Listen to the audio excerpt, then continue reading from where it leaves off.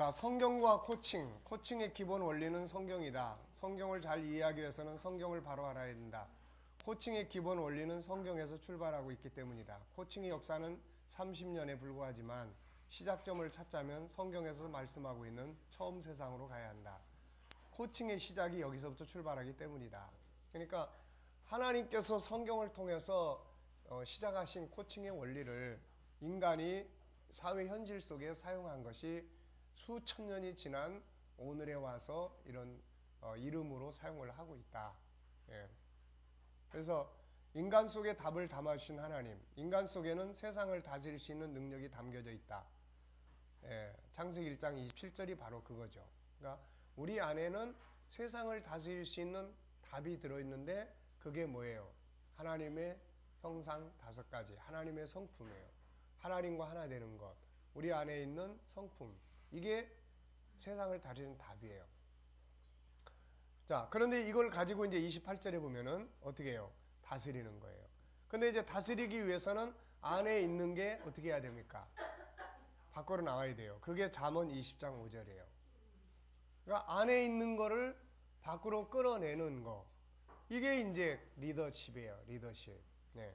하나님은 사람을 하나님의 형상대로 지으시고 이어서 세상을 다스리라고 말씀하실 때 이 말씀의 의미가 뭔가? 사람이 하나님 형상대로 창조되었다는 것은 사람 속에 하나님을 닮은 특성이 들어있다는 것이며 이 특성은 세상을 다스리는 능력이라는 말이다. 안타깝게도 오늘날 사람들은 세상에 와서 죄와 잘못된 세상의 가치 속에 살면서 이 사실을 모른다. 그래서 수많은 문제들을 풀어가고 변화와 발전을 가져올 수 있는 능력이 자기 안에 있다는 사실을 모른 채 절망과 좌절 속에 살면서 세상을 원망하고 있다. 그런데 이 사실을 일깨워주는 것이 바로 코칭이다. 코칭은 세상을 살아가면서 변화와 발전을 위해 풀어가야 할 많은 문제들의 답이 그 사람 속에 있다는 사실을 알게 하고 그 답을 찾아서 발전해 갈 수 있도록 돕는다. 성경은 이미 이 사실을 알려주고 있고 활용하게 하고 있다. 아까 얘기했죠. 하나님이 아담을 코칭하심. 사람 속에 세상을 다스릴 수 있는 능력과 답을 담아주신 하나님은 이제 사람으로 하여금 그것을 꺼내서 사용할 수 있게 하셨는데 그 첫 번째 프로젝트가 동물과 생물의 이름을 짓는 거죠. 창세기 2장 19절 여호와 하나님이 흙으로 각종 들짐승과 공중의 각종 새를 지으시고 아담이 무엇이라고 부르나 보시려고 그것들을 그에게로 이끌어 가시니 아담이 각 생물을 부르는 것이 곧 그 이름이 되었더라. 이 말씀 속에는 어떤 의미들이 들어있습니까? 하나님은 아담에게 짐승들의 이름을 적은 명패를 주신 것이 아니고 그들을 아담 앞에 데려다 주셨다. 그리고 그들의 이름을 아담에게 짓게 했습니다. 이름을 지을 수 있는 능력과 짐승들의 이름이 아담 속에 있다는 것을 인정하신 것이다.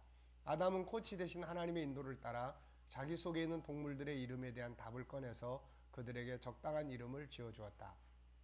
이게 이제 코칭의 원리예요. 하나님이 그냥 무조건 아담한테 와서 시키기만 한 게 아니라는 거죠. 이게 아담 속에 있는 재능과 능력을 활용할 수 있도록 무대를 만들어주는 거예요. 무대를. 목사님 여기는 공중의 새 뭐 이런 거 나오는데 바닷속 생물과 식물 이런 것도 나중에 다 이렇게 했지만 여기 안 나오는 거예요. 뭐 그렇겠지. 만약에 애들이 질문을 할 수도 있을 것 같아요. 그렇죠. 네, 이 말씀 속에는 했고, 자, 성경 전체 속에 나타나고 있는 하나님 예수님의 코칭 이후에도 하나님과 사람의 관계를 보면 코칭의 관계가 계속 이루어지고 있다. 구약에서 하나님의 역사나 신약에서 예수님의 사역 속에는 항상 이 같은 시스템이 등장한다.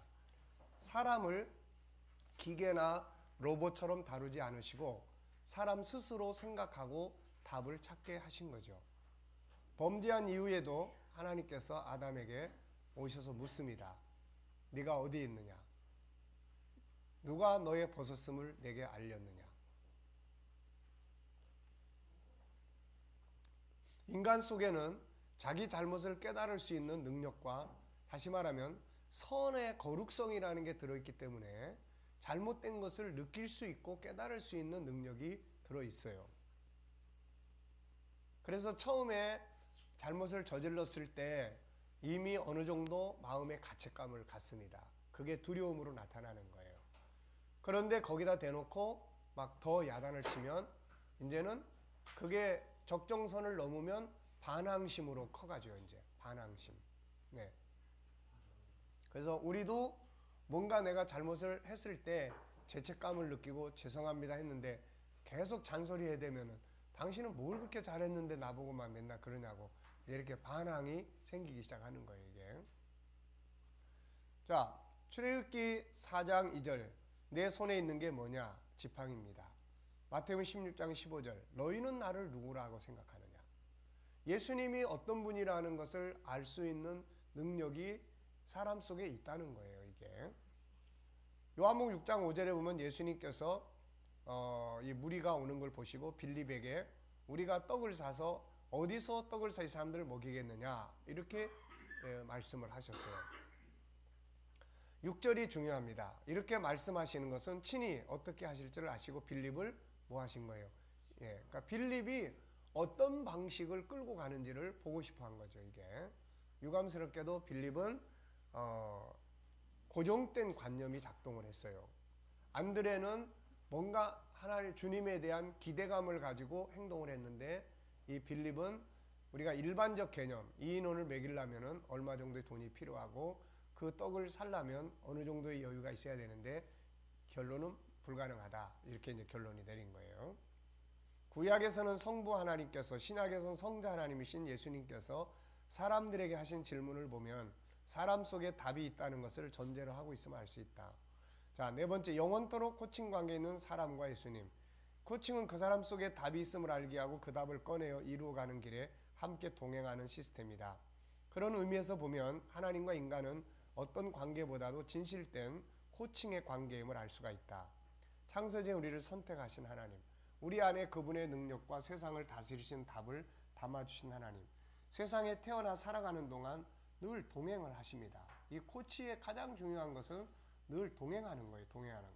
성령의 감동으로 인도하시는 성령님, 말씀으로 인도하시는 예수님, 다양한 기적과 능력으로 인도하신 하나님, 마침내 인생의 궁극적인 답인 천국에 이르게 하셔서 영원한 기업을 누리게 하심으로 우리가 추구하는 가장 위대한 목표를 완성하시게 하는 거죠, 이게. 에베소 4장 30절에도 하나님의 성령을 근심하게 하지 말라. 그 안에서 너희가 구원의 날까지 인치심을 받았다. 마태복음 28장 20절. 세상 끝날까지 너희와 항상 있겠다. 요한복음 14장 16절. 다른 보혜사를 너희에게 주사 영원토록 너희와 함께 있게 하겠다. 17절. 세상은 그를 알지 못하지만 그는 너희와 함께 거하시며 너희 속에 계시겠습니다.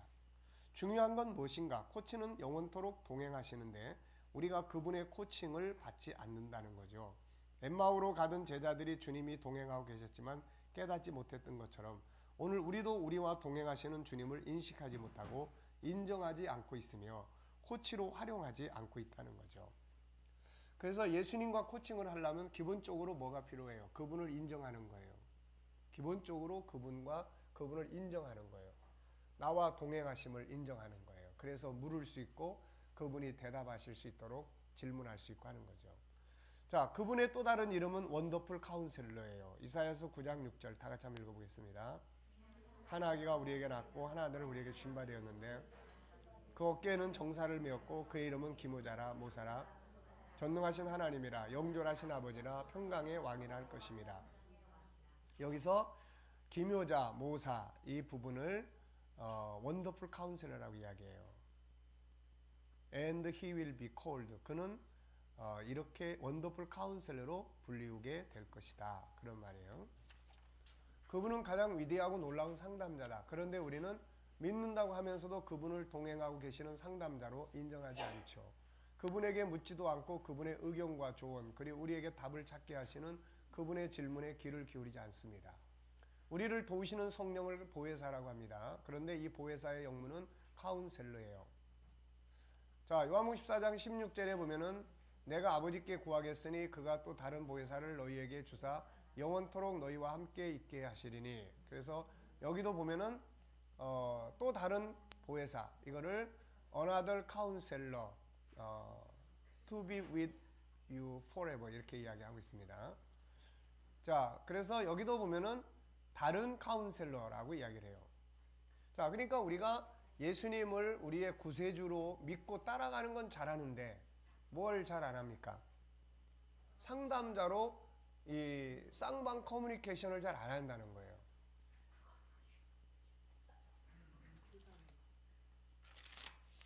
네. 목사님은 안 들어간 것 같은데. 네. 자, 무슨 말인지 아시겠죠? 어때요? 예수님을 그냥 믿고 따라갑니까? 구세주로만 믿고 따라가는 신앙적 존재로만 생각을 하고 있나요? 여러분들이 예수님을 활용하는 게. 아니면 그분과 쌍방 커뮤니케이션이 잘 이루어져서 그분을 상담자로 여기고 소통이 이루어지는 관계입니까? 지금 여러분들은 어떤 관계가 더 많은 것 같아요?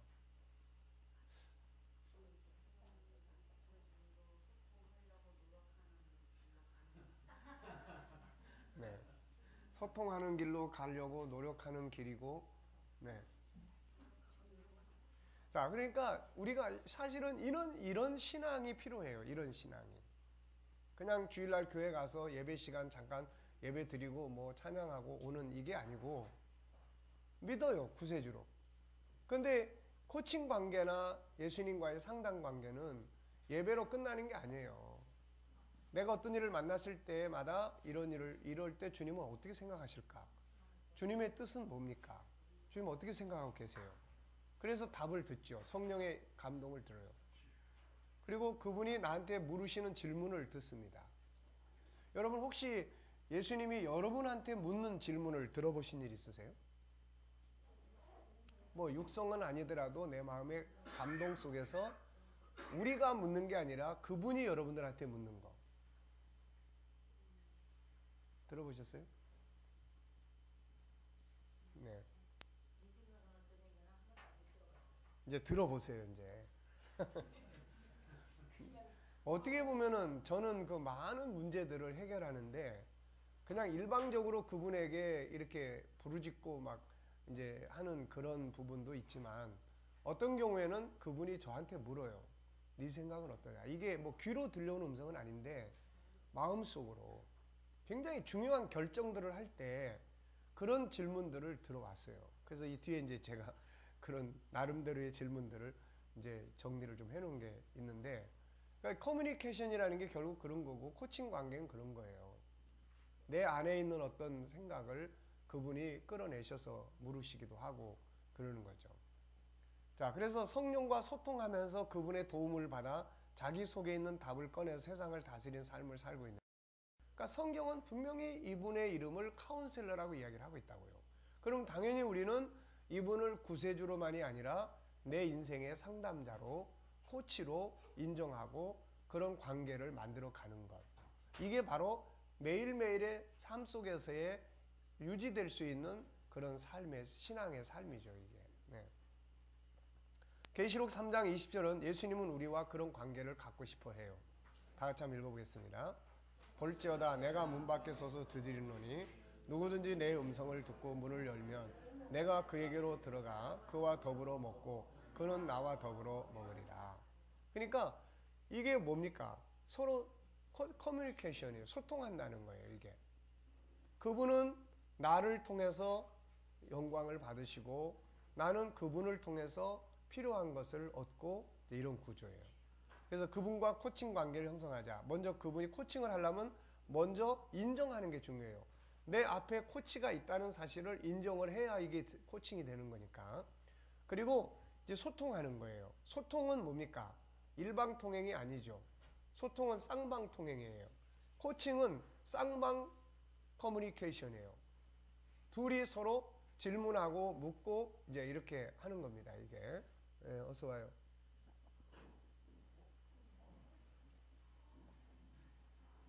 아유, 제주도에서 김제로 반 오는 비행기가 있어야 되는데 서울로 갔다가 서울에서 다시 이제 내려오고. 네. 자, 얼른 책 갖다가 12페이지 펴요.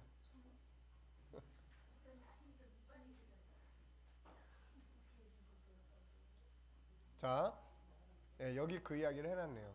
그러니까 보세요. 기도로 서로 소통해. 그래서 제가 이제 아이들에게 훈련시키고 싶은 게 이런 영역이에요. 훈련시키고 싶은 영역이.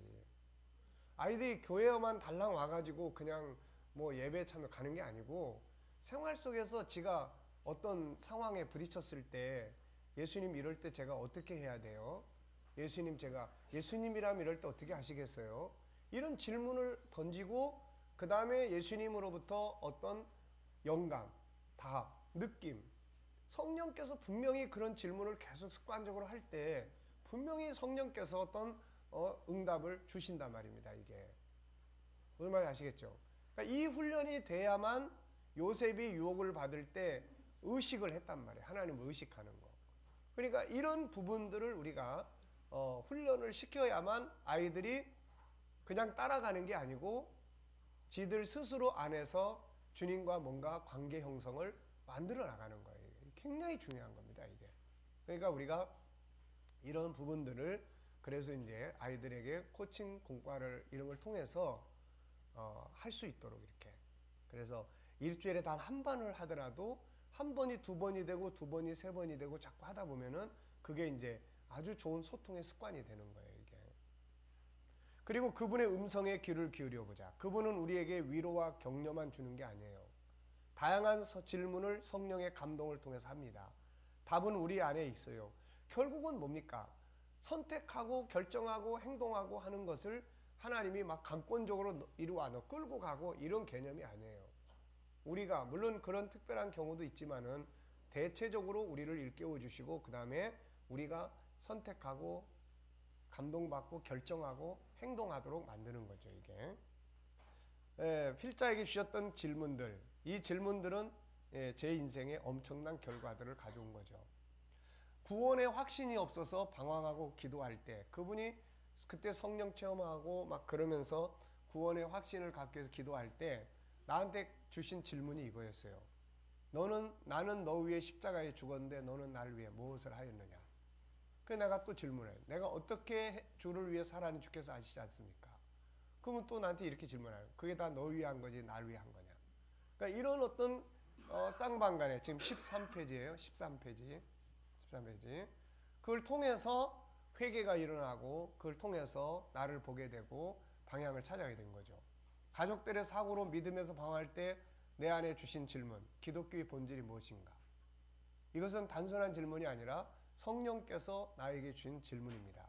그분이 내게 주신 이 질문은 그 후 40년간 내 인생을 끌어가고 있고 뭘 해야 될지 방황을 하고 있을 때 또 혈육을 위해서 기도하고 있을 때 내 혈육 하나를 위해 그토록 간절히 기도하는데 지금 온 세상에 수많은 사람들이 지옥불수로 들어가고 있다. 이걸 보고 있는 내 마음이 어떠한지 한 번이라도 생각해 보았느냐. 이 질문 하나가 선교라고 하는 거대한 비전을 꿈꾸고 그걸 이루는 교회를 만들고 그걸 위해서 달려오게 한 거예요. 그분의 질문 하나는 내 인생의 목표를 선교로 삼고 오늘까지 달려가게 만들었다. 광장동에서 성전을 건축하기 위해서 이제 땅을 그때 매입할 때예요. 그래서 다음 주일날이면 이제 저녁에 재직회를 해서 결정을 하기로 이제 광고를 냈어요. 살 거냐 안 살 거냐. 그런데 그 이제 재직회하기 전날 이제 토요일날 이제 기도를 내 사무실에서 밤새도록 이제 하는 거죠. 그런데 이제 당연히 이제 내가 뭘 물었겠습니까? 당연히 주님의 뜻이 무엇입니까? 많은 성도들은 반대를 하는 입장에 있었고, 그래서 이걸 해야 될지 말아야 될지. 그러니까 그럴 때 이제 우리한테 가장 중요한 게 뭐예요? 주님의 뜻이잖아요. 주님, 이거 과연 주의 뜻이 뭡니까? 좀 알려주세요. 주님의 뜻이 뭡니까? 그리고 계속 이제 묻고 기도를 하는데 그런 영감이 오는 거예요. 무슨 영감이냐면은 네 생각은 어떠냐는 거예요. 네 생각은 어떠냐? 네 생각은 어떠냐? 그래서 저는 이 땅을 꼭 구입하고 싶습니다. 그래, 그러면 내일 재직회를 하지 마라. 그러는 거예요. 그래서 어떻게 생각하세요? 네. 아니, 그래가지고는 그 다음날 저녁에 이제 재직회를 하기로 딱 했으니까. 그래서 예배 딱 끝나고 여러분, 저는 오늘 재직회에서 결정하기로 한 것을 하지 않기로 했습니다. 저는 이 땅을 사기로 결정을 했습니다. 혹시 하시고 싶은 말씀 있으면은 말씀을 하시기 바랍니다. 그랬더니 한 2분, 3분 정도가 일어나서 이야기를 하고 다 얼굴이 창백해져 가지고 나갔어요. 네. 근데 나중에 그게 후유증 없이 정말 하나님이 성도들의 마음도 다 감동해 주시고, 그리고 저는 이제 모스크바 사역을 위해서 그 다음 주인가에 그냥 헌금 아예 나온 김에 그냥 싹 정리를 하고 가자. 그래서는 이제 헌금 작정표까지 다 나눠주고, 우리 가족들 이제 조카 애들이랑 그때 다 모아놓고, 자, 성도들이 다 떠난다고 하는데 떠나면 너희도 갈래? 우리 이제 다시 개척을 할지도 모른다. 그러고는 이제 나는 선교 현장에 갔었죠. 근데 하나님께서 참 다 이렇게 아름답게 만들어 주셨어요. 그러니까 그런 질문. 그리고 예를 들어서 이쪽으로 이제 이사를 오고 나서 이제 그런 경제적인 부분 뭐 이런 것 때문에 많이 힘들어하고 있을 때 하나님께서 그때 나한테 주신 질문이 이거예요. 이 교회의 주인이 누구냐? 이 질문이에요. 하나님이시죠. 그래. 그러면 이 문제는 내가 고민할 일이지 네가 고민할 일 아니다. 너는 그냥 네 일 하면 되는 거 아니냐. 예, 이런 거예요. 이런 거. 그러니까 이 질문 하나가 막 우울증까지 오려고 하는 상황에서 나를 이제 자유케 하더라고요. 이게. 그러니까 그리고 또 어떤 때는 뭐 현실이 막 너무 힘들어가지고 그럴 때 이제 그런 질문을 해주세요. 뭐냐면 네 인생을 한번 돌아봐라. 야, 지금까지 네 인생 중에 힘들지 않은 때가 있었냐? 이거 물어보시는 거예요. 그리고 뒤를 또 보면 힘들지 않은 때가 없었어. 다. 그런데 다 그 속에서 이기고 나오고 다 승리하게 만들고 다. 그러니까 그런 커뮤니케이션이 굉장히 중요합니다. 그래서 어떤 때는 밖에 나가서 운전대를 붙잡고 주님, 지금 상황이 이런데 이럴 때 주님은 어떻게 하시겠습니까? 라고 물으면서 그 어떤 답을 들을 때가 한 30분을 이렇게 기다리고 있을 때도 있었어요. 운전대를 부여잡고 주님, 지금 이런 상황인데 주님이라면 이걸 어떻게 하실 것 같습니까? 답이 없으면 계속 이제 기다려보는 거예요. 그러니까 그런 데서 예수님이 물론 우리를 이제 위로도 하시고 격려도 하지만 어떤 때는 그런 질문을 던져요. 그래서 야, 이런 질문을 듣고 이걸 이대로 행동하는 게 과연 이게 신앙적인가? 아닌가? 그런 생각도 들 때가 있는데 여태까지는 어쨌든 그 질문 듣고 해보니까 그래도 재미 봤어요. 여태까지는. 그러니까 커뮤니케이션이라는 것이 그런 것 같아요. 막 일방적으로 우리가 부르짖고 방언 기도도 하고 다 하지만 그런 어떤 때는 그분의 생각이 있을 거 아닙니까? 그분이 나한테 물어보고 싶은 게 있을 거 아니에요. 넌 나를 누구라고 생각하니? 내가 이 일을 할 수 있다고 믿니? 이런 질문들을 분명히 옛날에만 한 게 아니라 지금도 하실 거라고요, 이게. 그러니까 그런 커뮤니케이션의 신앙이 우리가 지금 자꾸 신앙이 이벤트화되고 있다고요. 이벤트. 그러니까 어떤 특정한 짜여진 시간 속에서 짜여진 시간 내에 진행하는 행사를 통해서 하나님을 섬기는 요 속에 이제 굳어 있는 거예요. 그러니까 개인의 영혼이 그분과 커뮤니케이션이 이게 많지 않은 거예요. 이게.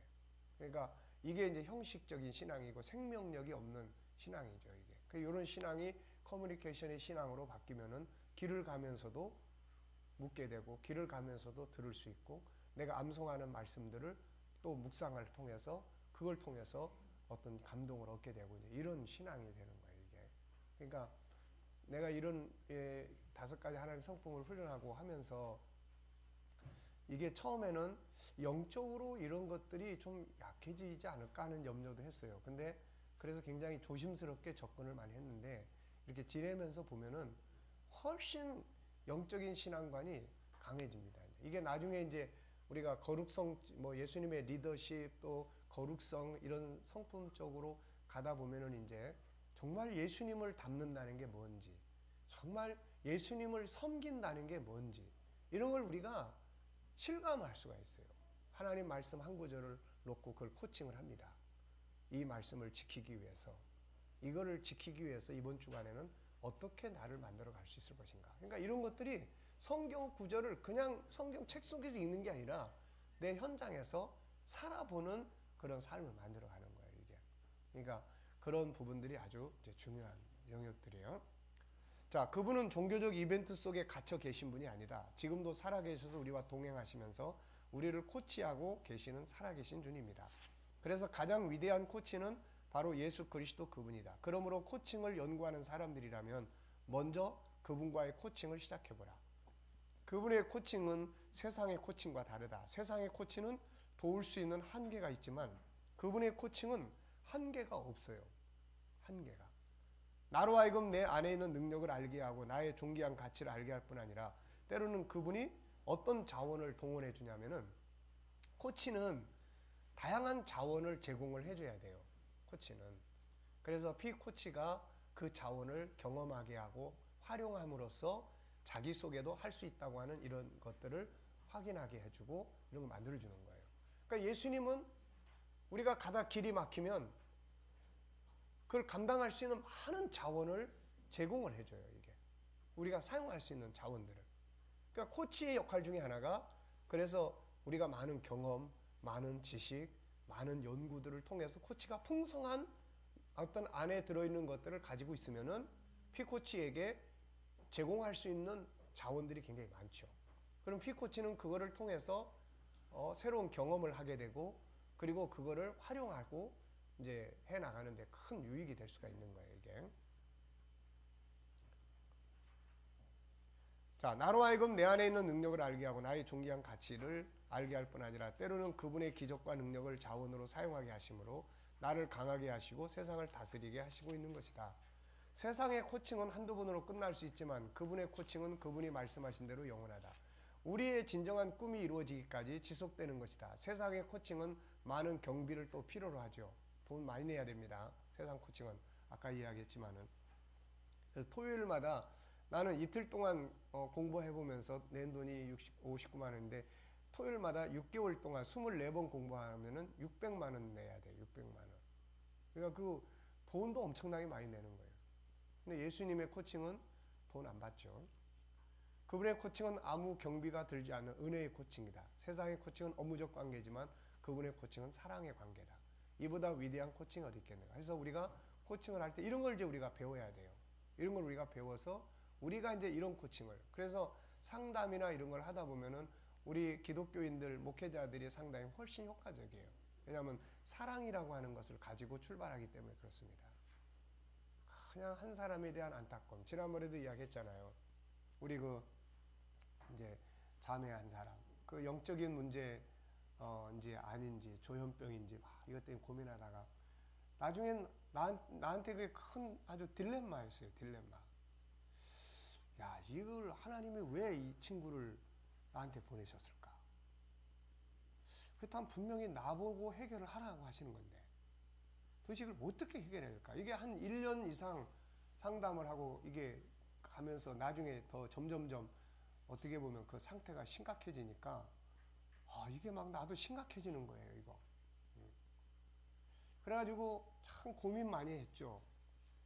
아니, 딴 데로 가면은 딴 교회로 간다니 그러면 이제 내가 책임을 벗어날 수 있겠는데 그것도 아니고 그냥 예배 시간에도 문제가 막 터지고 막 이러니까 뭐 상담하는 어느 정도의 상담력을 가지고도 이제 해결이 안 돼 버리니까 이게 막 엄청 고민이 되는 거예요.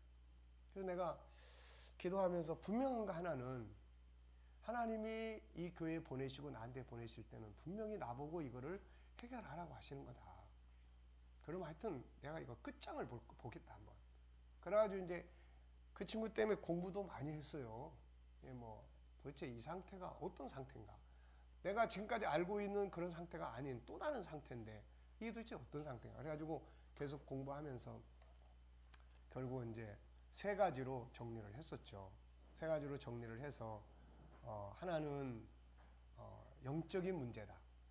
하나는. 또 하나는 조현병이다. 하나는 상담을 해야 될 영역이다. 이렇게 이제 셋으로 나눠서 그 이제 가족들 다 오라고 그래가지고 지금까지 판단한 바로는 이 셋 중에 하나일 것 같다. 그래서 이 3가지를 다 시작을 해보려고 한다. 가족들이 여기에 동의하겠냐. 그래서 가족들이 동의를 받고 그리고 이제 맨 첫 번째로 영적인 문제를 다뤄보자 해가지고 우리 전도사님하고 권사님을 딸려가지고 순복음기도원에 보내서 거기서 이제 참 좀 뒤집어 놓고 왔죠. 그러고 난 다음에 그 다음에 이제 갔다 왔는데 조현병인지 아닌지 그래서 아산 병원에 이제 다 내가 알아봐가지고 그 그쪽이 가장 조현병에 대한 경험이 많은 의사가 있어서 글이 이제 보냈어요. 근데 거기 가서는 조현병은 아니다. 이건 강박관념이다. 그렇게 판단을 받아가지고 왔어요. 그러면 이제부터는 약을 이제 먹으면서 영적인 거, 기도원을 이제 갔다 왔으니까 지켜보자. 한 2, 3주 지켜보자. 그리고 이제 그 뒤로는 거기서 이제 해결이 됐어요. 그래서 지금까지 잘 하고 또 어제 아주 워십도 이쁘게 잘하고 그래서 그 친구 볼 때마다 참 너무 감사해요. 그리고 본인도 참 너무너무 힘들어하고 맨날 만나면은 목사님 나는 이대로 끝나는 걸까요? 나는 이대로 그냥 계속 이대로 가면 어떻게 해야 되고 맨날 앞에서 울고 그러면 막 나도 너무 마음이 아파가지고 그런 상황들인데 그러니까 이제 우리 지도자들에게는 이제 하나님의 사람들에게는 그런 게 있는 거예요. 그 어떤 한 영혼에 대한 안타까움, 그 사랑, 이제 이런 것들이 그러니까 어쨌든 영적인 것이든 뭐 조현병이든 상담이든 답은 있는 거야. 답이 없는 건 없어요. 이게. 네. 그래서 예수님의 코칭의 관계는 그보다 훨씬 더 강한 사랑이 작용을 하고 있는 거죠. 이게.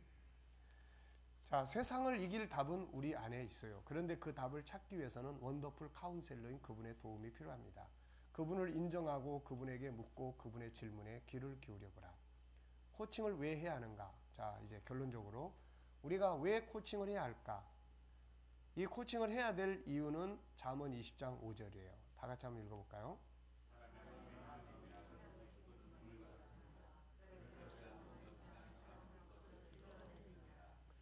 네, 사람 속에는 모략이 있어요. 지혜가 있어요. 지혜.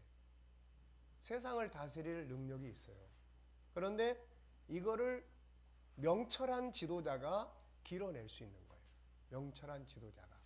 그러니까 이런 좋은 리더자가 이제 코칭도 할 수 있는 거고 또 이제 멘토도 할 수 있는 거 다 할 수 있는 거예요. 이게. 우리 인간은 세상을 살아가는 동안 많은 문제들을 만나게 되고 이것을 풀어야 한다. 그리고 늘 새로운 변화를 만들어 가야 하고 더욱 발전해 가야 한다. 이 과정에 능력이 필요하고 답이 필요하다. 그런데 이 답이 우리 안에 있는데 이걸 꺼내기 위해서는 명철한 자의 도움이 필요하다. 혼자서 꺼낼 수 없다.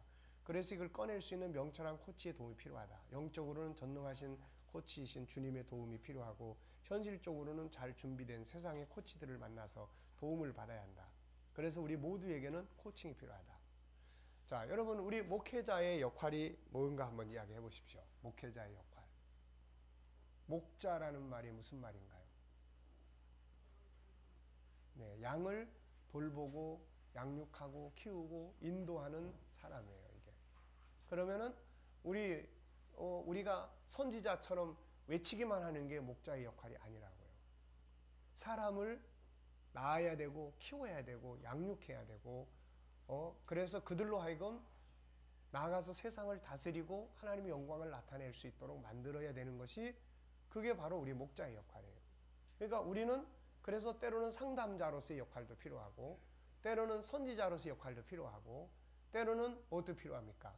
코치로서의 역할도 필요하고 다 필요한 거예요. 다. 근데 지금까지 우리의 역할이라는 것이 어떻게 보면 외치는 자의 역할 그리고 신방 가서 돌보는 정도의 역할 이 정도 선에서 우리 역할이 다 멈춰 있어요. 그러니까 이제는 거기에다가 상담자로서 또 코치로서의 그런 역할들을 해야 우리의 양육을 받은 젊은 부모가 자기 자녀들을 훌륭하게 키울 수 있도록 이끌어갈 수 있는 거고 또 우리의 훈련을 받은 아이들이 주님과 올바른 소통을 하고 자기 안에 있는 그런 능력들을 찾아서 세상을 다스릴 수 있는 이런 리더십을 발휘할 수가 있게 되는 거예요. 이게. 잘 이해됩니까? 그리고 우리 역시 그런 코치들이 되어 우리 자녀들과 다른 사람들의 좋은 코치가 되어 그들 속에 있는 능력을 꺼내서 마음껏 발전하고 세상을 다스리는 삶을 살도록 만들어줘야 한다. 코칭은 정말 정말 좋은 하나님의 선물이며 자기 개발 시스템이다. 잘 활용해서 내 안에 있는 능력을 최대한 활용하고 자녀나 동료들 속에 있는 능력을 최대한 활용할 수 있도록 만들어야 한다. 5달란트, 2달란트, 1달란트의 비유는 결국 이런 문제를 다루고 있는 거예요. 이게 우리 안에 담아주신 재능들이 있는데 이것을 갖다가 얼만큼 사용을 하고 얼만큼 유익을 만들어낼 것인지는 자기들이 각자가 하는 겁니다. 한 달란트 받은 사람은 안 하고 땅속에 파묻어 놓고 그래 놓고 나중에 주신 분을 만나게 되는 거예요, 이게. 네. 자, 코칭의 전문가가 되어보자. 코칭을 통해서 내 안에 있는 문제의 답을 찾아간다. 코칭을 통해서 내 안에 있는 능력을 극대화한다. 이로 인해 새로운 변화와 발전을 가져올 수 있고 업무의 높은 성과를 이루어낼 수 있다. 코칭을 통해 조직원 간의 관계의 발전과 함께 서로의 신뢰와 발전을 만들어감으로써 조직의 생산성을 높여주게 된다. 코칭은 새로운 리더십이다. 코칭을 통해서 시대가 필요로 하는 새로운 리더자가 될 수 있다. 코칭을 통해서 자신의 가치를 높이게 되고 스스로 주도적으로 일할 수 있는 사람으로 만들어 가게 한다. 코칭을 통해서 지적 재능뿐만 아니라 감성 재능을 발전시킬 수 있다. 코칭을 통해 자녀들에게는 주도적 학습 자세를 만들어 가게 한다. 코칭은 혼자서 해결하게 하던 일들을 함께 해결해가는 동지를 얻게 한다. 사람은 혼자서 결심하는 것은 얼마 가지 않아서 포기하게 되지만 코칭은 함께 이루어가기 때문에 성취 능력이 뛰어나다. 변화를 위해 후원해주고 격려해주고 점검해줄 수 있는 누군가가 필요하다. 코칭을 통해서 신앙생활이 이벤트가 아니라 삶의 현장에서 이루어지게 한다. 자, 코칭이라는 것이 뭐예요? 복습. 여태까지 코칭 했는데. 안에 있는 하나님께서 주신 거룩한 형상을 개발해서 그걸 활용할 수 있게. 자, 이창민 전도사님, 코칭이 뭐예요?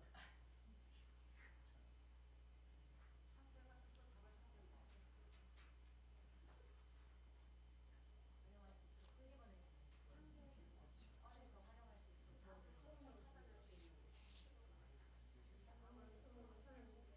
백 목사님, 코칭이 뭐예요? 피코치 안에 답이 있다는 것을 전제로 해서 피코치가 그것을 찾을 수 있도록 도와줍니다. 아주 이야기를 잘했어요. 자, 네. 20.5절 세 개를 말하면 되는 거 같아요. 아, 읽었어? 네. 어쨌든 읽는 것도 큰 능력이야. 그거 목사님 창세기 1장 27절, 28절. 그러니까 이렇게 보시면 돼요.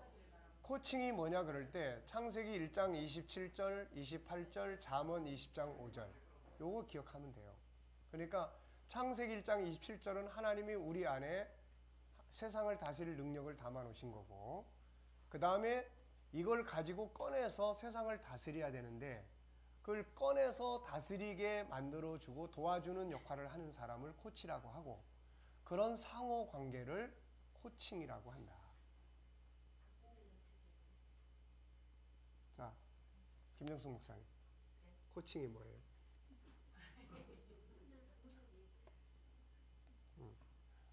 자, 그러니까 코칭이라는 건 쌍방 커뮤니케이션이에요. 그래서 상대방 속에 답이 들어있어요. 자, 김치찌개를 먹을 거냐, 동태찌개를 먹을 거냐의 답을 누가 가지고 있습니까? 상대방이 가지고 있는 거예요. 상대방이. 그래서 묻는 겁니다. 사모님, 동태찌개를 드실 거예요? 김치찌개를 드실 거예요? 동태.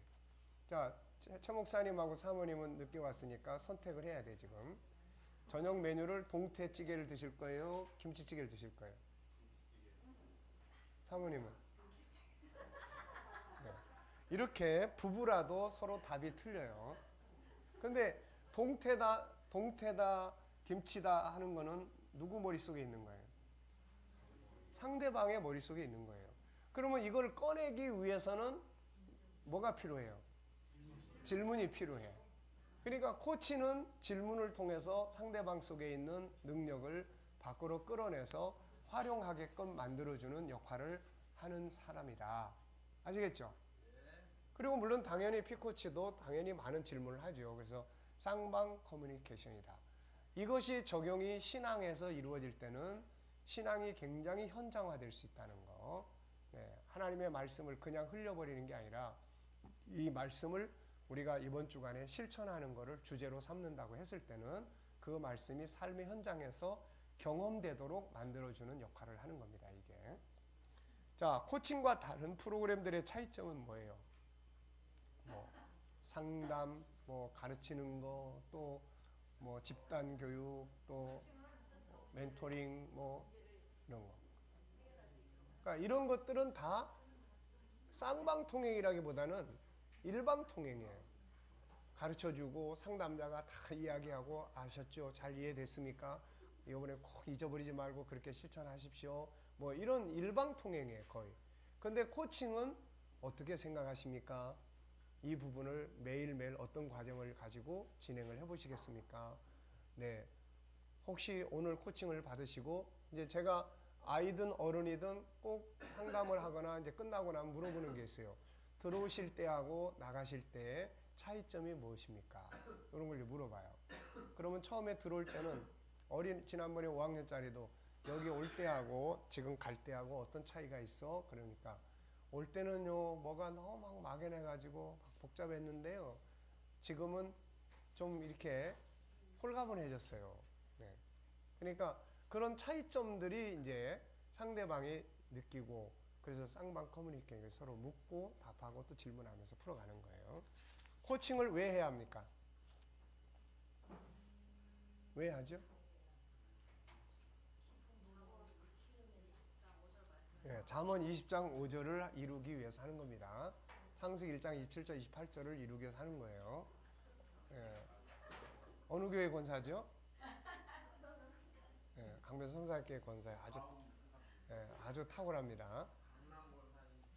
자, 코칭의 일반적인 사용의 역사는 한 30년 정도 됩니다. 근데 성경적 시작점은 어디예요? 창세기 1장, 2장. 여기가 시작점이에요, 시작점. 그래서 모든 것의 근원은 창세기 1장에 세상이 추구하는 건 다 창세기 1장이에요. 다 보면은 뭐 소크라테스가 그렇게 인간의 영혼을 찾으려고 하고 이데아의 세계를 찾으려고 하는데 그 시작점은 거기 아닙니까? 동양의 공자가 그렇게 수신제가 치국평천하라고 하는 이 단어 한마디 공자의 가르침을 요약해 놓은 건데 이거 한마디를 보는 순간 우리는 뭐 생각해요? 창세기 1장 27절 28절이에요. 하나님의 형상대로 만들어진 내가 하나님과 하나 됨으로써 수신이 이루어지고 수신이 이루어지면은 그 다음에 창세기 1장 28절이 이루어지는 거예요. 그러니까 수신은 창세기 1장 27절이에요. 그런데 세상은 공자는 인간의 노력에 의해서 수신을 이야기했고 우리는 수신이 하나님과 하나 됨으로써 이루어지는 거예요. 왜냐하면 하나님으로부터 나왔기 때문에 우리 스스로만 가지고는 수신이 안 돼요, 이게. 그리고 수신이 된 다음에 뭐 합니까? 이제 28절에 가면 가정을 다스리게 하고 있는 거예요. 생육 번성. 그 다음에 세상을 다스리게 하는 거예요. 그래서 제가 그런 것들을 읽어보면서 창세기 1장 모든 인간이 만들어 놓은 책들과 모든 인류 역사가 만들어 놓은 그 수많은 엄청난 책은 결국 창세기 1장을 향하고 있다라는 걸 우리가 알 수가 있어요, 이게. 예, 그러니까 그런 부분들을 우리가 코칭도 마찬가지다. 코칭의 원리를 이미 성경은 하나님과 우리 인간 관계가 그런 형태로 이루어져 있는데 우리는 그거를 마치 그냥 하나님은 지시와 명령만 하시고 우리는 그냥 무조건 따라가야 되는 그런 기계 같은 개념. 하나님 그거 아니거든요, 이게. 하나님은 충분히 우리 안에 있는 것들이 뭔지를 물어보시고 그걸 찾게 하시고 그걸 깨닫게 하시고 하나님이 처음에 담아놓은 그 가치와 존엄성, 존귀함 이런 것들을 늘 느끼게 하시고 이런 걸 일깨워주는 역할을 하는 거예요. 이게 코치의 역할이거든요, 이게. 그리고 그거를 통해서 세상을 다스릴 수 있도록 이렇게 하시는 겁니다, 이게. 그래서 예수님이 세상에 오셔서도 제일 많이 중심을 뒀던 것이 뭐냐면 질서를 지키는 거예요, 질서. 하나님이 세우신 질서를 하나님이 확 다 허물어버린 게 아니에요. 내가 세상에 온 것은 율법이나 선지자를 폐하러 온 것이 아니다. 온전케 하려 왔다는 거예요. 그러니까 하나님이 우리 안에 담아놓으신 그의 성품이나 그의 형상을 하나님이 다 완전히 무시해버리는 게 아니에요. 그거를 회복시키시고 그걸 살도록 만들어주시는 것이다. 자, 코칭 과정 10단계. 여기서는 요거를 외우셔야 돼요, 요거. 이 코칭에서는 요거를 꼭 외우셔야 됩니다, 이거. 요게 이제 앞으로 다 진행하는 과정이에요. 그래서 맨 처음에 이제 오프닝, 만남이 있고, 만났을 때는 무슨 대화들을 나누고, 무슨 질문을 할 거냐. 처음 공과를 시작할 때 어떤 이야기들부터 나눌 거냐. 그 다음에 영역 분류예요. 그래서 우리는 이제 주제가 정해져 있죠. 이번 주제는 이런 성실함이다. 이번에는 이제 아름다운 거룩한 가치다. 이런 것들을 이제 우리는 정해져 있지만 분류가 안 될 경우에는 이번 주에 나누고 싶은 대화는 무엇입니까? 부모가 자녀와 코칭의 관계를 갖는다면은 아이에게 이번 주간에 특별히 엄마하고 아빠하고 이야기 나누고 싶은 것은 뭐가 있지? 그러면 아이가 이야기하는 주제가 바로 영역이 되는 거예요. 네. 그 다음에 이제 현재점 찾기, 분석 질문을 통해서 그 이제 영역이 지금 미치는 영향이 무엇인지, 그것이 잘 안 돼가지고 내가 지금 얼마나 힘든지, 그것 때문에 고민이 얼마나 많은지, 이대로 놔두면은 안 되니까 이걸 개선하기 위해서 그 다음에 성장, 변화, 목표를 설정을 합니다. 그래서 이 친구하고 지금 사이가 너무 안 좋아서 내가 힘든데 이 친구와의 관계를 내가 아주 좋게 하고 싶은데 어느 만큼 목표를 정하고 싶으냐, 이런 거예요. 그 다음에 그걸 이루기까지 매일 지금 당장 뭘 하고 내일은 뭘 하고 그 다음 날은 무엇을 할 수 있는지, 이런 과정에 대한 이제 각 섹션마다 이제 그런 부분들을 만드는 거예요. 그 다음에 이제 그걸 하기 위해서는 우리가 자원들이 필요합니다. 뭐 책을 한 권 읽어봐야 된다든지, 또 아니면 뭐 기도를 좀 해야 된다든지, 영적 자원을 사용을 하려면은 기도가 필요하고 말씀을 찾고 말씀 속에 답을 찾고 이런 게 필요한 거고, 또 사람들에 대한 자원이 필요하면은 또 과거의 경험이나 이런 것들이 다 자원이 될 수가 있어요. 지금 이렇게 힘들지만 지난날에 이런 때 내가 어떻게 헤쳐나왔는지, 이런 게 다시 다 사용해야 될 좋은 자원이 되는 거예요. 그 다음에 이제 실행 계획입니다. 매일매일 구체적으로 어떻게 하나씩 실천해 볼 것인지에 대한, 그 다음에 이 점검 계획이에요. 그리고 이거를 누가 점검해 줄 거냐, 옆에서 점검해 주신 사람이 있냐, 없으면 코치가 어떤 방식으로 점검을 할 수 있느냐. 요즘에 인증샷이라는 거 많이 하죠. 그래서 그런 것들을 이제 많이 사용을 할 수 있는 거죠. 진행 점검을 합니다, 이제. 그래서 진행 점검을 하다 보니까 원래 목표는 이 사람과의 지금 회사에서 업무에 대한 성과를 이루기 위한 것인데, 이게 진행을 하다 보니까 그 업무 성과가 안 되는 이유를 어디서 찾게 되냐면 자기 자녀와의 관계가 너무 안 좋아요. 그러니까 회사 일이 짜증만 나고 막 이러는 거예요. 그러면 이제 수정을 해줘. 무엇부터 해야 돼요, 이제? 자녀와의 관계부터 해소가 돼야 해요. 그러면 자녀와의 관계는 도대체 왜 안 좋은 거냐? 알고 보니까 부부 관계가 너무 안 좋은 거예요. 그러면 이제 부부 관계로 수정을 해서 부부 관계의 관계를 개선할 수 있는 방안부터 찾아가고, 관계를 쭉 추적하다 보니까 상대방 때문이 아니라 자기의 잘못된 그런 삶의 스타일 때문에 이런 문제가 커지는 거예요. 그러면 이제 목표가 어디로 가야 돼요? 자기의 잘못된 점을 어떻게 바꿀 것인가로 가게 되는 거예요. 그러니까 이제 이런 식으로 수정을 해주고 보완을 해주는 겁니다. 그래서 구체적으로 하나씩 찾아가서 현장을 만나서 시도해서 성취하거나 아니면은 수정해서 다른 현장을 찾아서 원인을 찾아내서 해결을 해 나가는 거예요. 그러니까 이게 아주 대단한, 어떻게 보면 굉장히 중요한, 성경 말씀도 현장에서 실천을 할 수 있도록 만들 수 있는 그런 게 되는 거예요. 그러니까 성경에서 그런 말씀대로 쭉 추적해 가면 다 가능해진다. 그 다음에 이제 행동 강화하는 거예요. 그래서 안 된 점보다는 안 된 점을 자꾸 이제 들춰내다 보면 나중에 실망해가지고 포기해버려요. 그러니까 잘하는 점을 자꾸 일깨워줘서, 이게 시행하는 피코치 입장에서는 안 되는 점을 자꾸 부각을 시키려고 그래요. 난 해도 안 되고요. 난 이렇게 해도 안 되고, 난 체질이 아닌가 봐요. 뭐 나는 뭐 안 맞는가 봐요. 난 내 스타일대로 할래요. 막 이러는 거예요. 그러면 이제 코치가 그래요, 그럼 알아서 하세요. 이래버리면은 안 되죠. 그래서 이제 잘하는 점, 그래도 여기까지 달려오는 점, 뭐 이런 걸 자꾸 찾아서 강화시키는 겁니다. 그렇게 해서 목표를 완성하는 거예요. 아시겠죠? 네. 자, 8분 동안 휴식하겠습니다. 자, 우리 소개를 조금 할게요.